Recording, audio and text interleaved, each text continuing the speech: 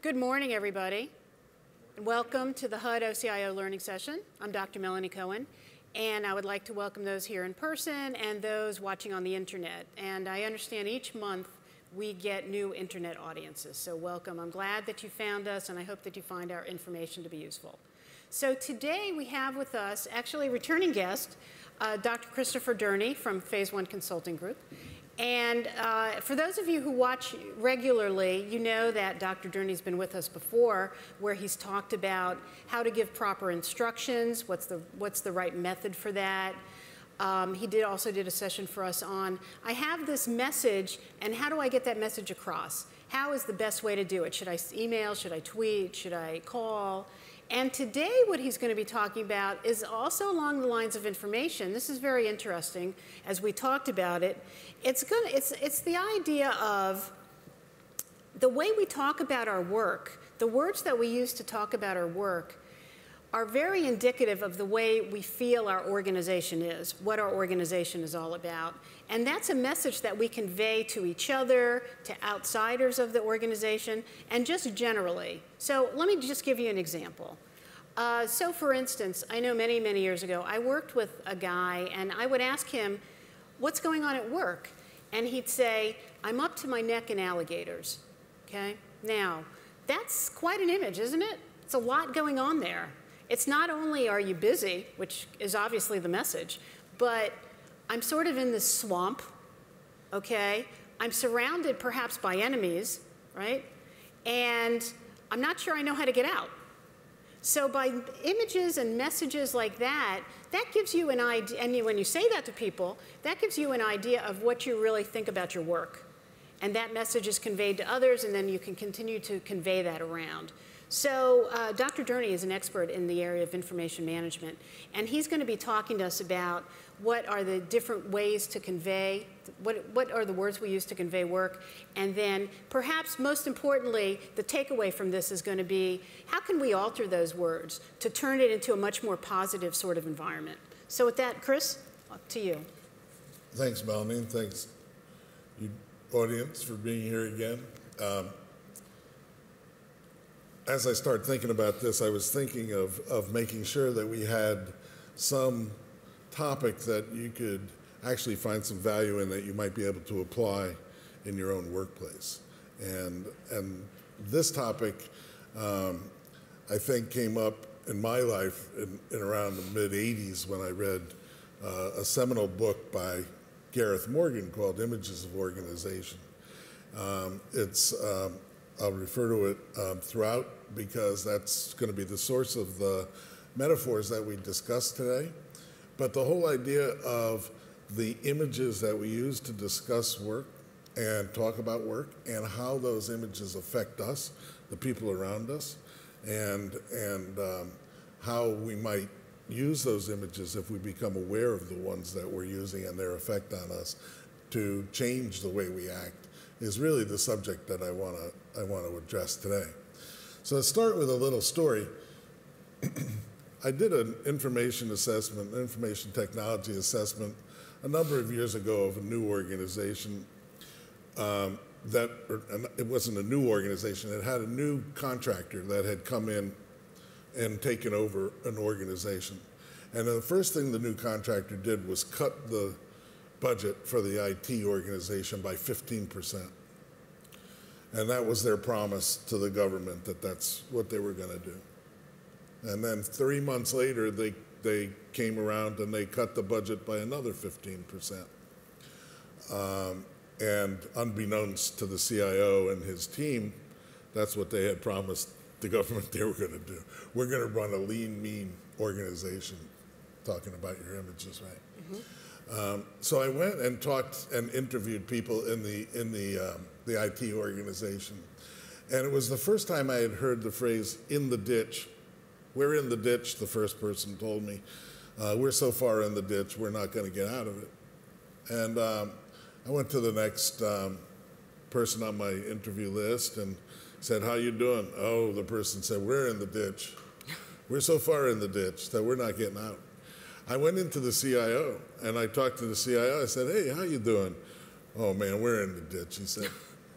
And everybody in that organization used the same metaphor, that were in the ditch. I had never heard it before, so the best I could think of was a car off the side of the road that didn't look like it was going to get going again very quickly.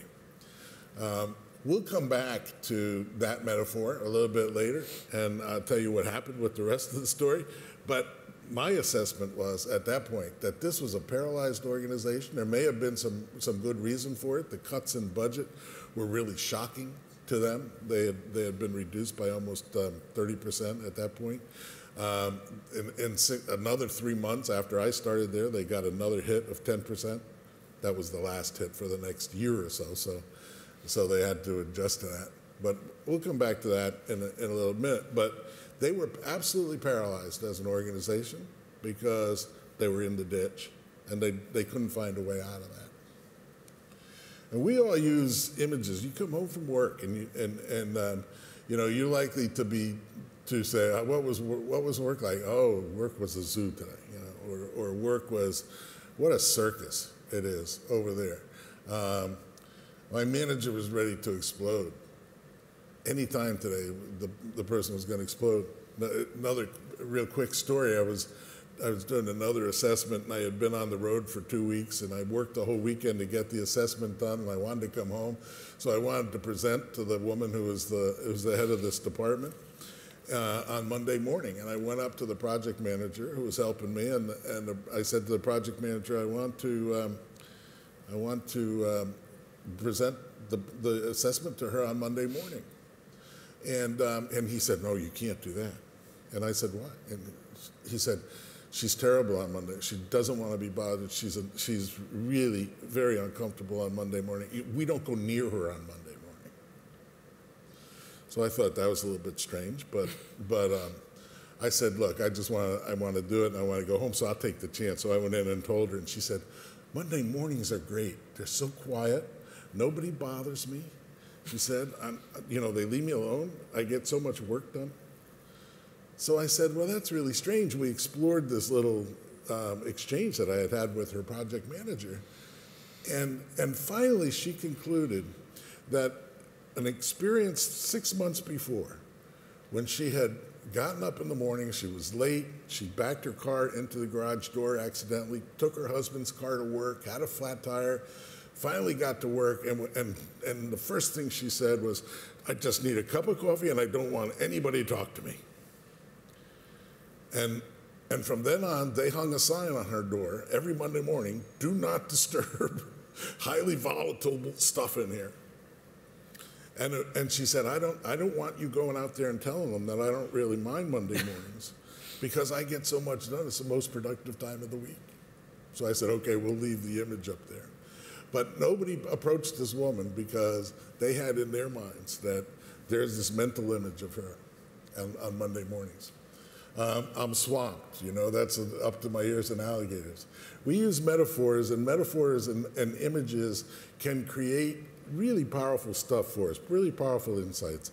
We might say about somebody, that person's a lion. They've got great courage. They've got a royalty about them. They're really a powerful person. And all of that is true. What Morgan asked us to remember is that they're focusing on one aspect of the situation. Metaphors do, and they give us insights in that particular area. But we have to be careful because they leave out lots of stuff. So by saying that man is a lion or that person is a lion, you're leaving out that person might be a pig also, or a devil, or a gambler, or some other qualities that the person has. Because right now you're focusing on the item that's of interest to you in the discussion. So when we talk about work, we have to remind ourselves that there are other dimensions to work, right? That we may be settled in on the fact that we're in a ditch, but there are other things other images that we need to cultivate in order to help us change and move and so on and so forth. So Morgan has a book that's called Images of Organization, as I mentioned. If you can get a hold of it, It's a really, really powerful book. And if you're studying organizational behavior, it actually is a tremendous primer for anybody who wants to consider the various theories of organizational behavior, because it takes the theories and it bundles them under the 8 metaphors that are up here. He considers organizations as machines, the metaphor of a machine, as a brain, as an organism, and you can read the others, as a culture and a political system. We're going to go over these a little bit. Some of them are obviously more negative, or some of them are positive, clearly like a brain, and some of them are more negative, but all of them have multiple dimensions to them. And so we'll talk about the images, and then we'll talk about, so what? What does that matter to us that we talk in these images at work? So what does it mean when we talk about our organization as a machine? And the reason I put these slogans on here is so that you realize that other people are using these images, right, to talk about themselves. Jiffy Lube talks about Jiffy Lube as the well-oiled machine, and their commercials are very structured to get that across.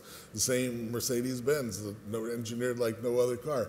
We're also supposed to imply that Mercedes-Benz itself is engineered that way, and so on with IT&T and BMW. Right. Well, you know, and also, Chris, the interesting thing about this is that in bureaucracies, and we're all in bureaucracies, is that you sometimes use language like, you know, our organization doesn't function well, or something is broken.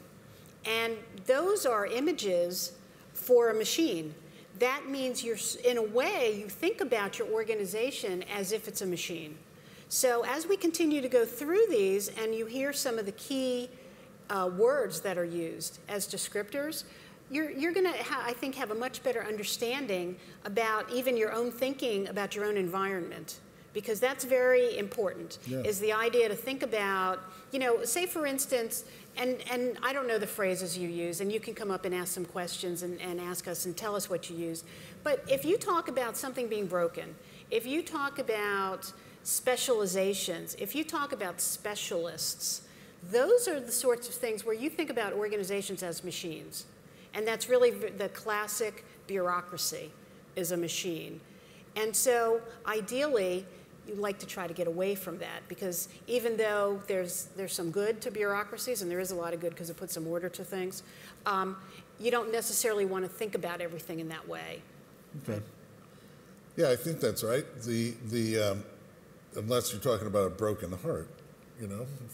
Well, that's a whole different topic of discussion. I'm not an sure organism. I'm ready to. That's where I'm not ready to talk about that yet. Yeah, so. when we get to organism, maybe Right, maybe right. when we get to the organism Right. image. But the notion here and the picture that I wanted to convey is the fact that a person thinking from this mechanistic point of view thinks that all the parts fit together, and all the parts. If you can get all the parts to fit together, then you're going to have your sort of dream job.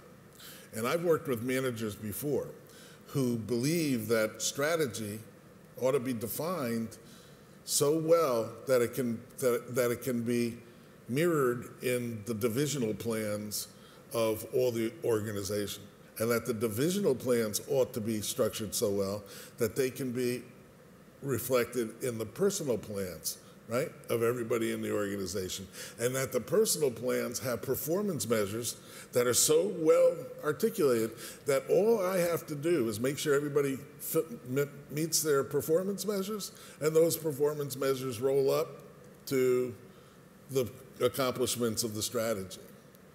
And that's that kind of all the parts fit, everything ties together, but in reality, you know, most of people don't always fit the part. There's always, you know, we're a little too slippery for that. And our work is a little bit more decision-oriented. When we get to brain, we'll talk about the difference between brain, maybe, and machine. Okay? You have a question out there? No? No, it looked like there was, Okay. okay. All right, so what Melanie and I were thinking was, if you're in a machine organization and that's the dominant image, and we're sitting down talking to a prospective candidate, what questions would we ask from that perspective of the candidate? You can ask yourself that. What would you be looking for? And we decided. Right. Well, what we were talking about was this is where you begin to talk about the functions of the office. We're not all in a position to actually be interviewing anybody to be hired, but we are potentially in the position to be hired, right? So you're going to be asked questions. So it's a nice opportunity for everyone as an individual to think about what, during this process, how is that person talking to me? Okay, what are they asking me? If they're telling me about all the functions of the office, if they're talking about how all these different sections work together, then you sort of have a good image about, you know what, this is kind of like exact pieces of a puzzle that need to fit together. This may not be the kind of organization that leads to a lot of innovation. This may not be the kind of organization that leads to a lot of free thinking, right? So it's just something to think about as you kind of go forward. The idea here is to understand the different perspectives, right? And if I were interviewing Melanie, I'd want to know how well she fits the function. Right, that would not be my kind of... So I would, right. Melanie's not going to do well, you might pick up in a machine sort of oriented culture, but I would be very concerned that you knew you knew how to do your job, right? Because I expected you to fit in. I had a place for you. Boom, it was a gear. You're going to be a gear in my organization. So I'm going to be very concerned. I don't care much about your family. I don't care much about what your other interests are. I do care about you as a person who fits in that slot in my organization. That's another key word, Chris. Slot, right? Do we talk about slots? We have an open slot. We have an open vacancy, and this is exactly what it is. And then that's also kind of in your thinking. That's very directive.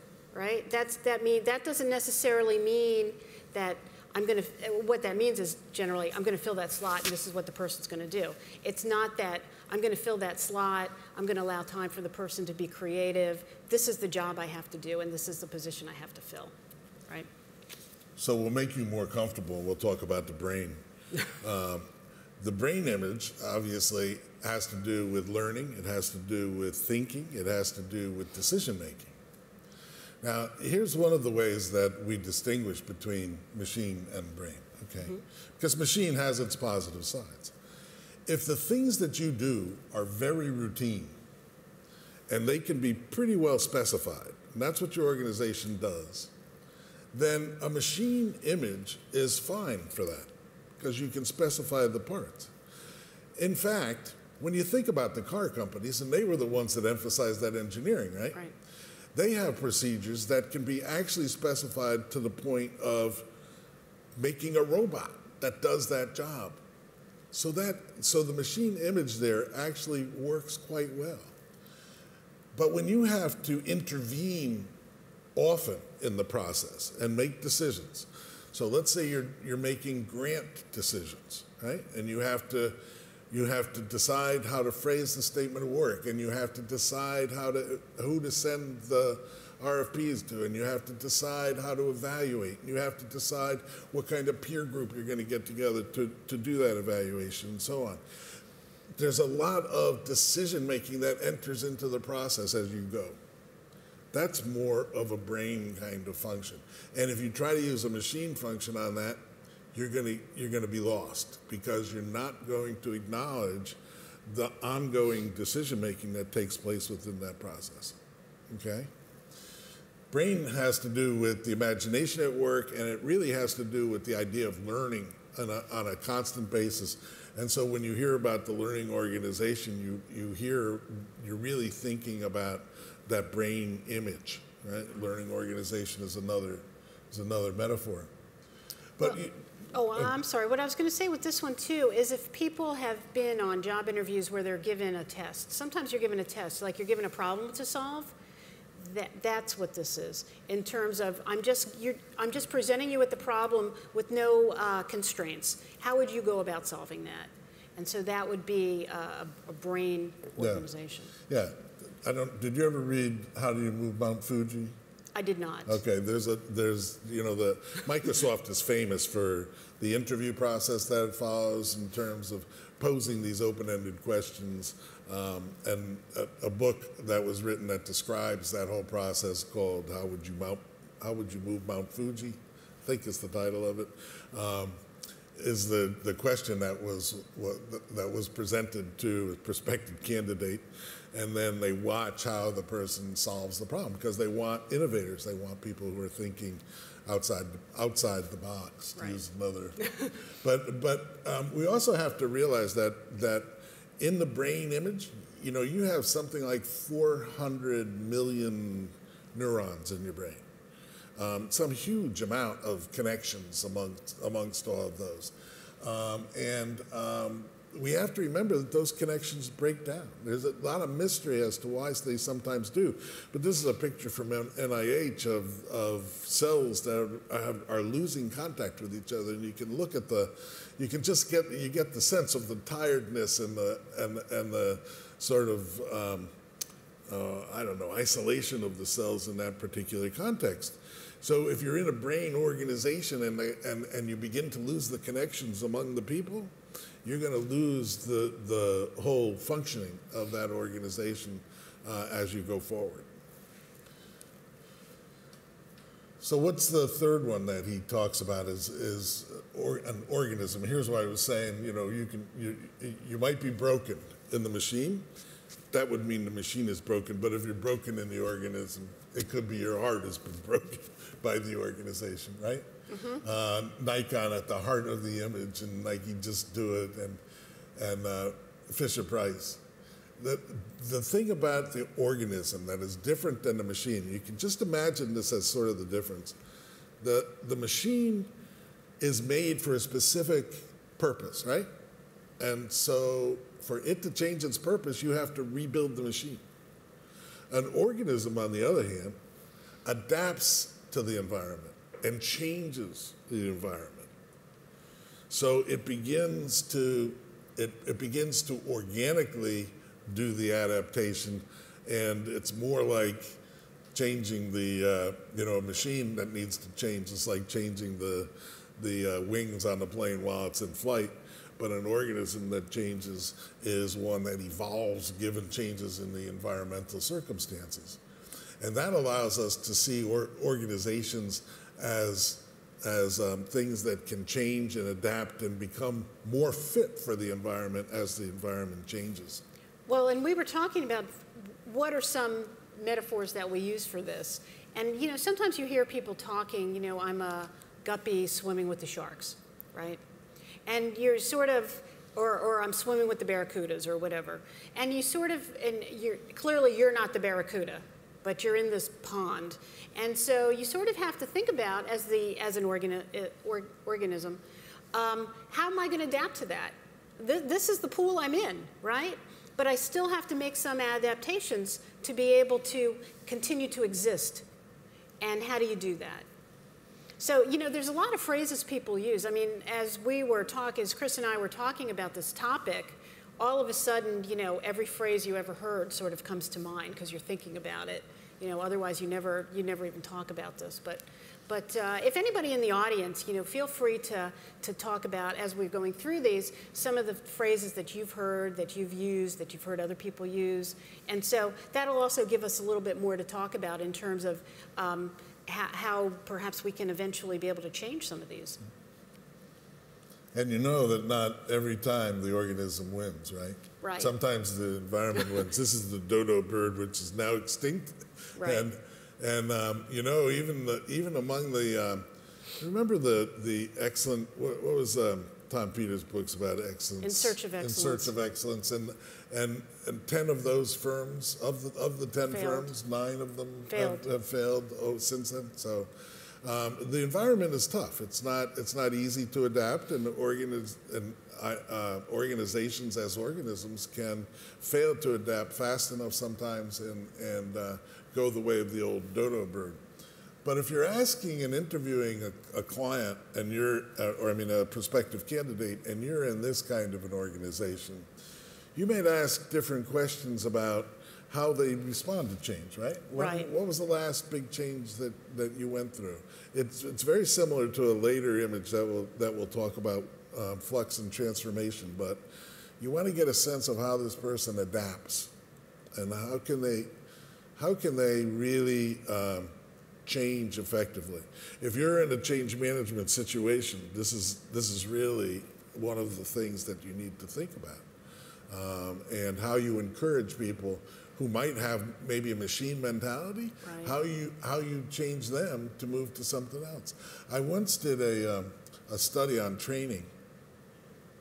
I did a training strategy for an agency, and this agency did several kinds of programs for the citizen, but each program was fairly technical. And so they had trained individuals in each of these 5 programs. And we went out and we were trying to come up with a training strategy, and we said, what's the most important thing? We talked to all the regional directors, and we said, what's the most important thing that you can, that we can do in terms of the training strategy? Expecting to hear, well, I need more training in this program, this program, this program, this program, or the new things that each program had. And what they said was, we need you to train our folks in digital literacy. And I was surprised by that. And I said, what do you mean? They said, well, all they can do is this program. I need them to be able to move among multiple programs. I need them to be much more flexible and to be able to adapt to different things. And that sort of gave me the sense that they wanted to move away from a more structured, machine-like, slot-like image to another. Mm-hmm. And then one that I know that you like a little bit is this culture, is that organizations as culture in which the values and the beliefs of the organization shape the way they are.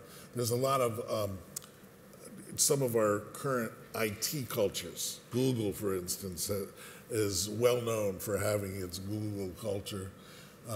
They wear Google caps the first week they're there, and do all sorts of googly kinds of things. Bring your parent to work day and that kind of stuff. Yeah, I think this one's very interesting.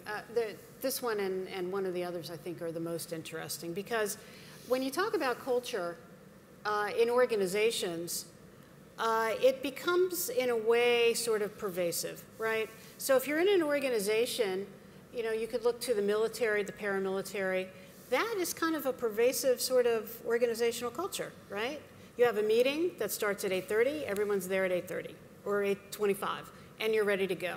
You know, you have other cultures where you have habits that go on, and new members then come into that organization and they see the habits and they pick those up, and then they become pervasive, whether those are positive or negative. And so I think that this is a very influential. Yeah. And they can be negative. I mean, you know, you have subcultures, and the news comes up with those all the time, right? You find out that there's this subculture in this agency that leads to this kind of behavior that all of a sudden comes out, and everybody's shocked. How can that be? But the subculture is just as pervasive and solid in its footing. Mm-hmm. So again, when you're talking about the culture has to fit the external culture. That's one of the things that we can't that will lead you to a cultural breakdown. Ultimately, if your culture doesn't at least reflect some of the values in the external culture, you're going to find yourself without people working for you, without a future. Okay, so when you think about culture, kind of making sure those values and structures and so on adapt as you go forward is a key point, because otherwise you're not going to survive. So we'll go through these other 4 fairly quickly. They tend to be, in my mind, a little bit more negative, although you know, we all know there's political realities at work, And this is one of the strongest images that we have.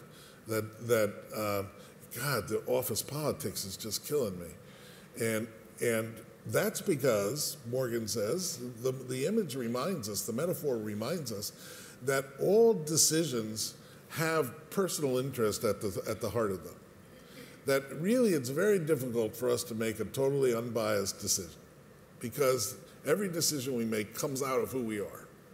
And so if we think about rationality being political at all times, right? It always has self-interest.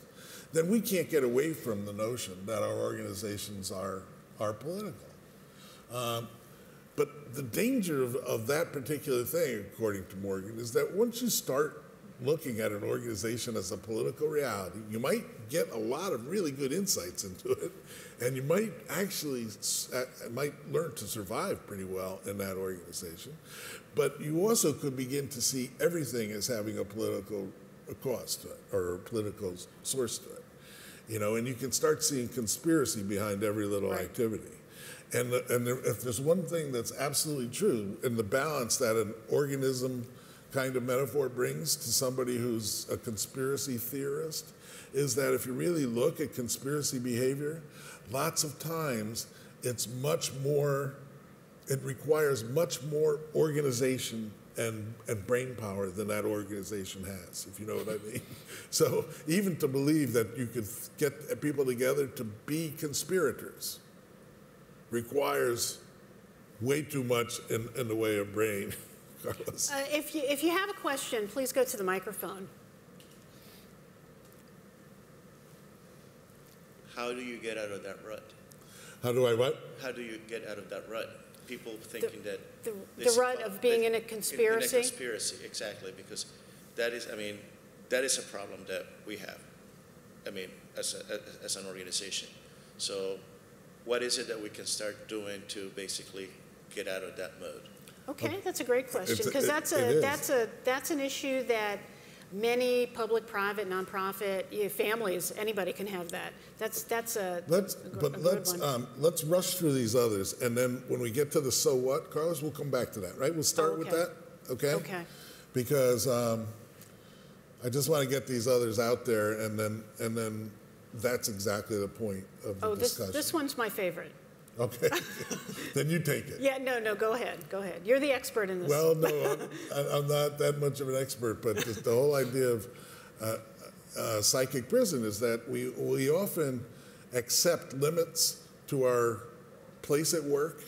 That we can have that we can find ourselves in situations in which our freedoms are curtailed or constrained in some way, but often by decisions we make, not by the organization.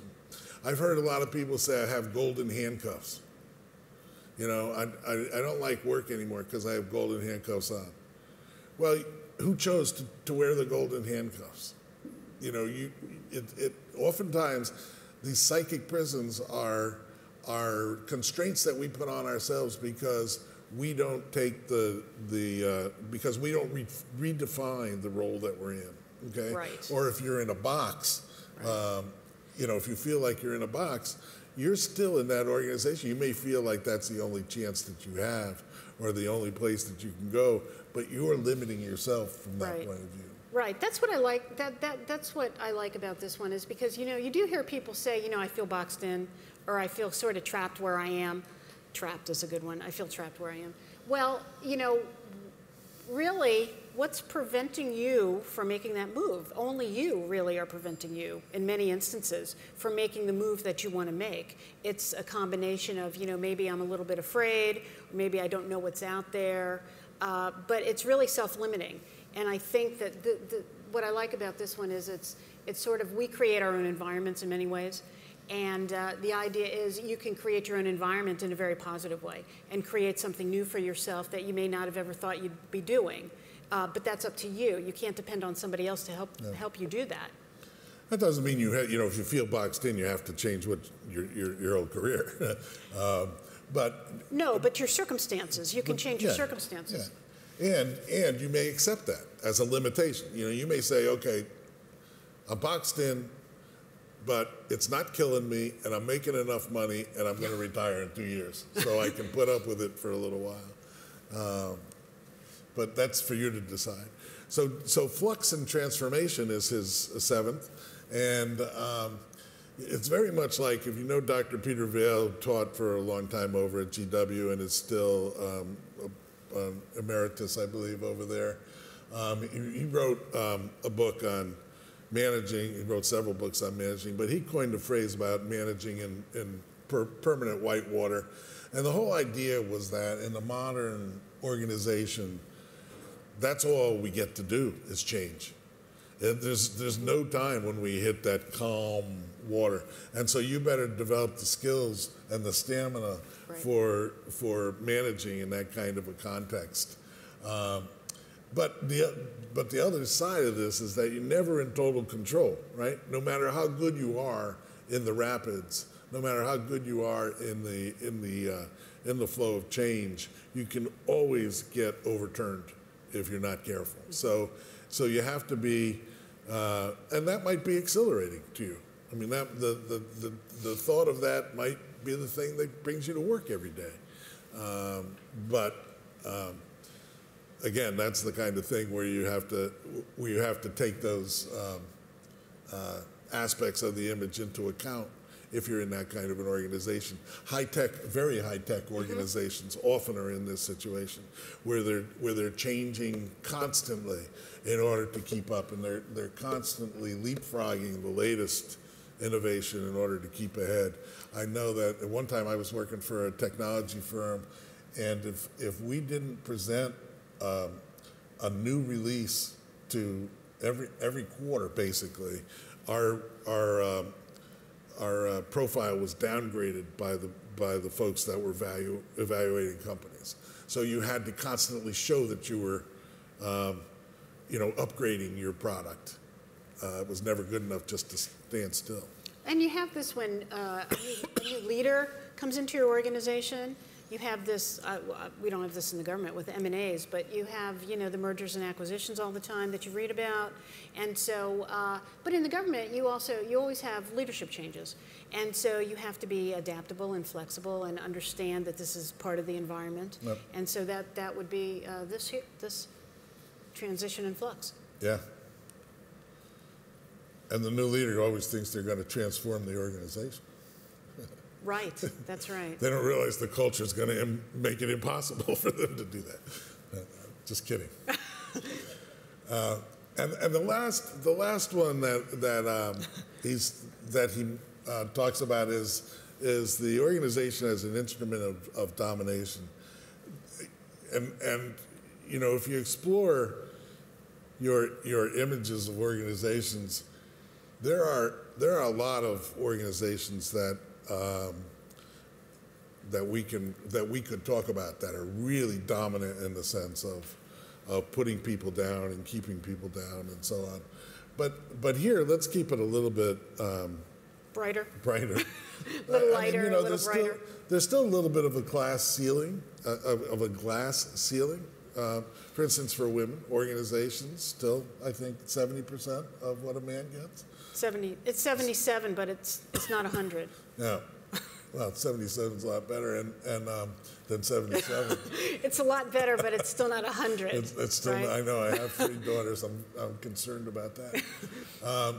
But there are sort of lots of ways of exploitation in the environment, right? In which an organization keeps class boundaries in place by the way it sets things up.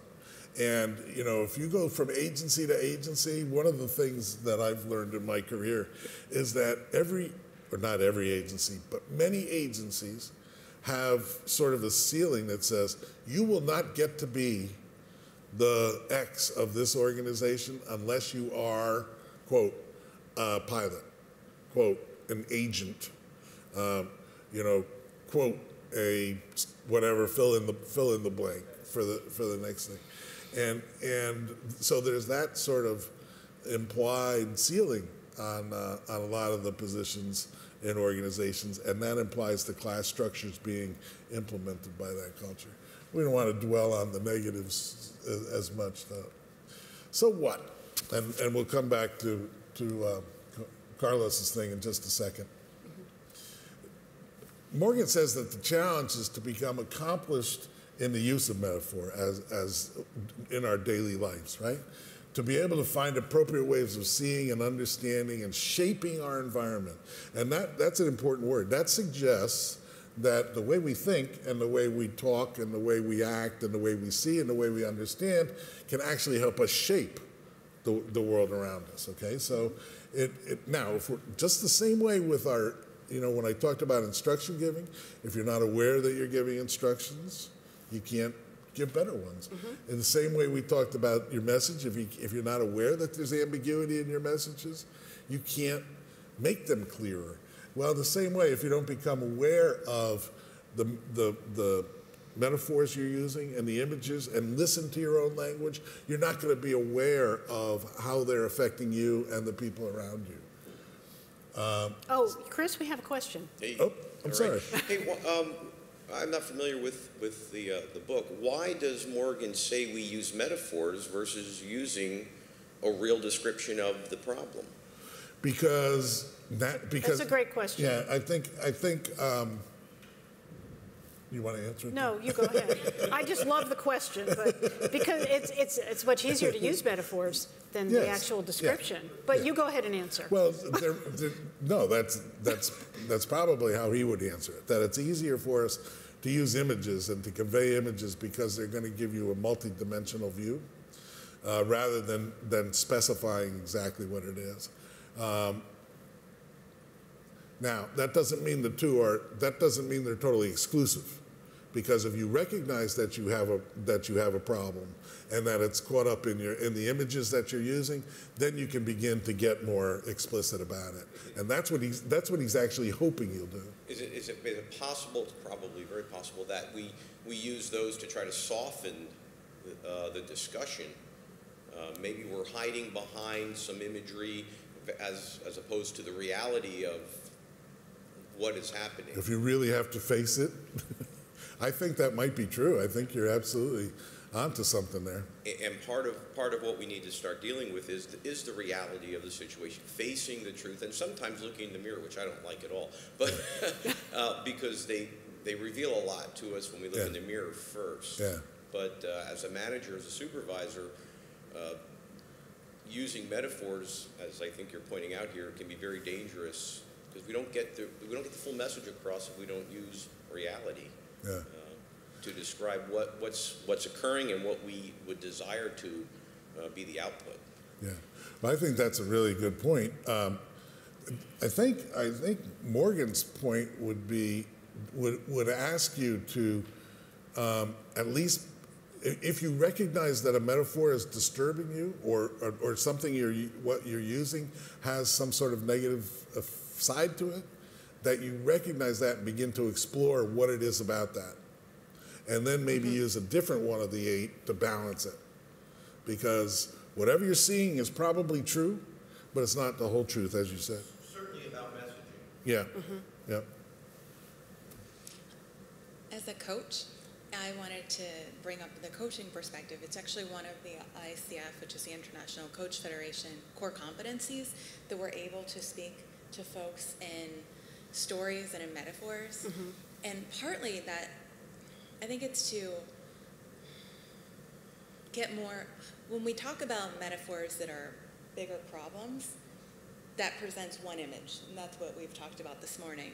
And we actually can choose another image that's more powerful as a way to invigorate the team, to get folks to believe in a bigger cause, and to create levity to the situation and humor, which is part of the whole dancing in the moment and being able to move folks and create transition, which are places for us to benefit in a bureaucracy.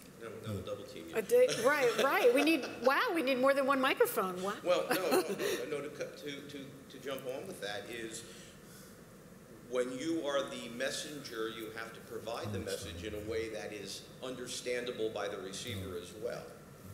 And I think that's what you're talking about, is those, maybe reality is too harsh or not creating the appropriate message. So you Yeah. have to talk in whatever way is most appropriate to the receiver, so they understand the message, Yeah. and then they can react, hopefully the way you want them to react. Yeah. Right.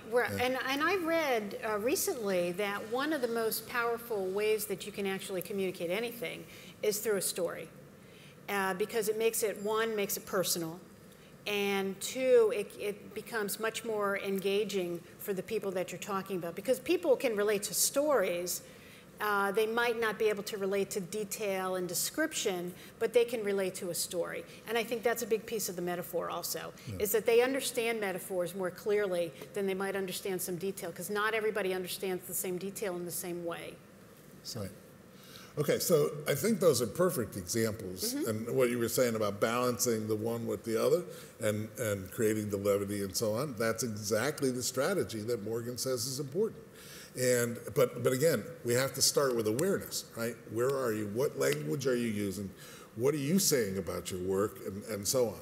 And I do want to get through this and get back to Carlos's question about what do you balance a political, if you're in a very, very politicized environment, how do you, and you feel that, and you talk that way, how do you balance that and start working out of it? So the whole notion is that we've got a certain characteristic on one side, and you can balance it maybe with a different image on the other side. If I'm the one that's putting a pessimistic interpretation on the instrument of domination.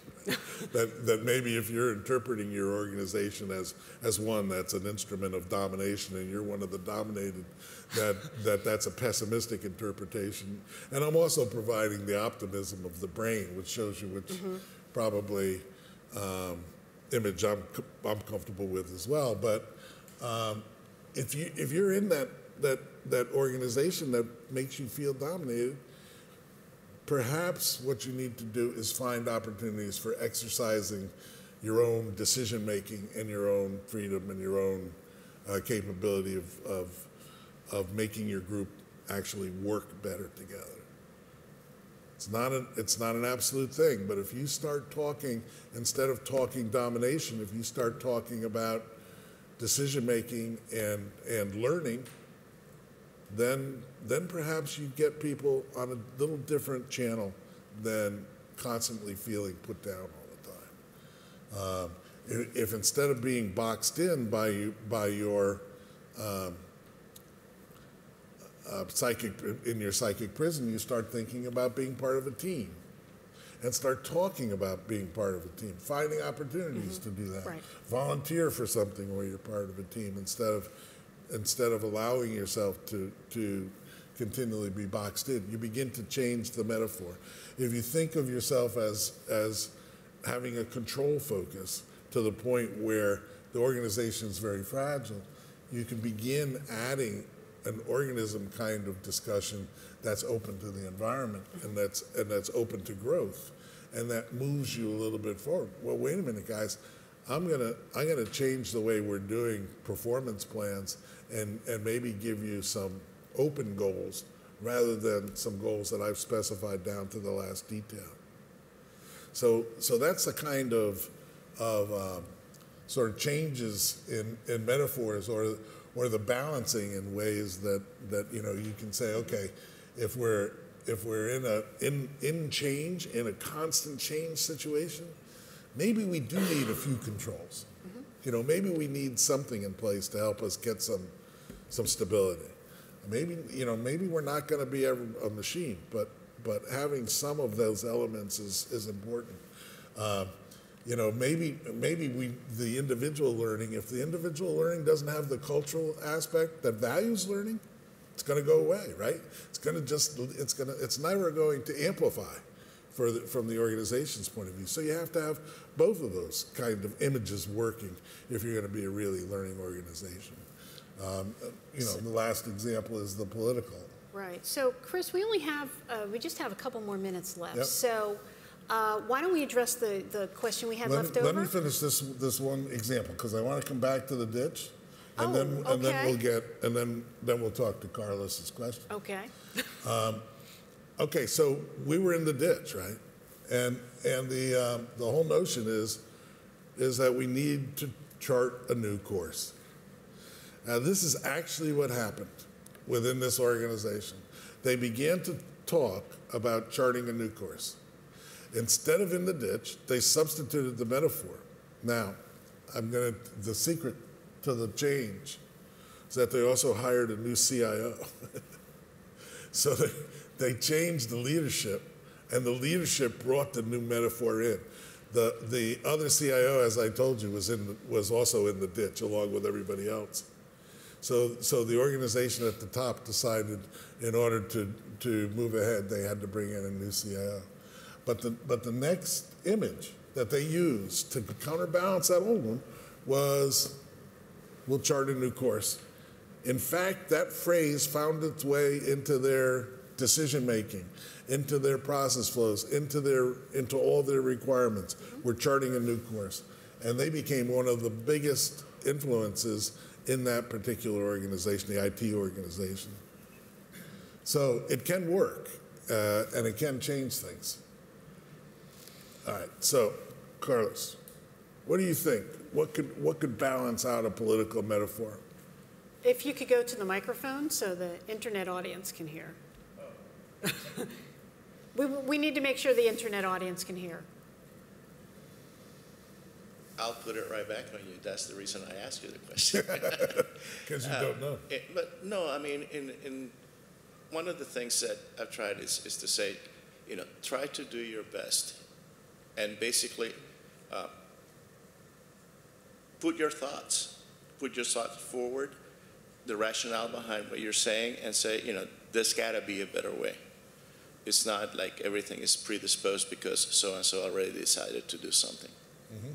So, but I find it difficult as a fairly new person in trying to manage folks. I find it difficult to change that mindset, and that's what that's one of my biggest challenges. Yeah. How does that image of being political affect you from the point of your ability to respond?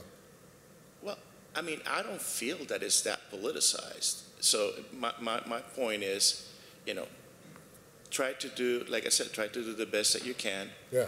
And take it to a certain level. And hopefully, your work will make a difference. I mean, and if not, you have already stated your objection. You are on record.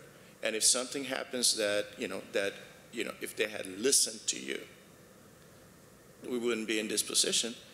You're going to look like a champ. You are the person who had the right answer. Yeah. And, and they didn't listen. So now the next worker, the next go around, we're going to go with your idea. Yeah. I mean, that gives me an idea too. The idea that you just said, you're the champ, is an image in itself, right? Right. And you could begin perhaps to look for opportunities in which you can shine, given that political notion, if you know that it's political in nature, right? So I think when you can say, okay, what's wrong about the political thing, and then maybe it's the control, or maybe it's the self-interest, maybe there's a way you can play into that and say, if I can match that with my own efforts and my own concern, I can be the champ, and I can be a hero. I think that's a great place to end, and we've run out of time, but I think that's a great place to end it. Let me just go through these steps, if you will. Can I give you 20 seconds? Okay, you can have 20 seconds. Okay. So here are the 4 steps that we want you to think about, right? Okay. Pay attention to the metaphor that you're using, because if you can't pay attention for it, you can't change it. Decide if there are other behaviors that we want to encourage instead. Maybe there's something negative about about our metaphors, and then find those metaphors. Being a champ, for instance, or being more thoughtful or hopeful or whatever the images that you want to use, and then begin using those metaphors. Begin using that way of talking when you talk, and see if it changes the behavior of the group that you're with and your own feelings. And I think it probably will. Now you can finish. Okay, thank you. That didn't even take 20 seconds. So thank you very much, Chris. We appreciate that you came to talk to us. Certainly. very much. And what I'd like to say is please join us in July. We're going to be hosting Dr. Mark McGibbon from the National Defense University. He is going to be talking about the different personalities in the workplace. So that will be on July 17th. So join us then. So thank you all very much, and I hope you have a wonderful day. Thank you.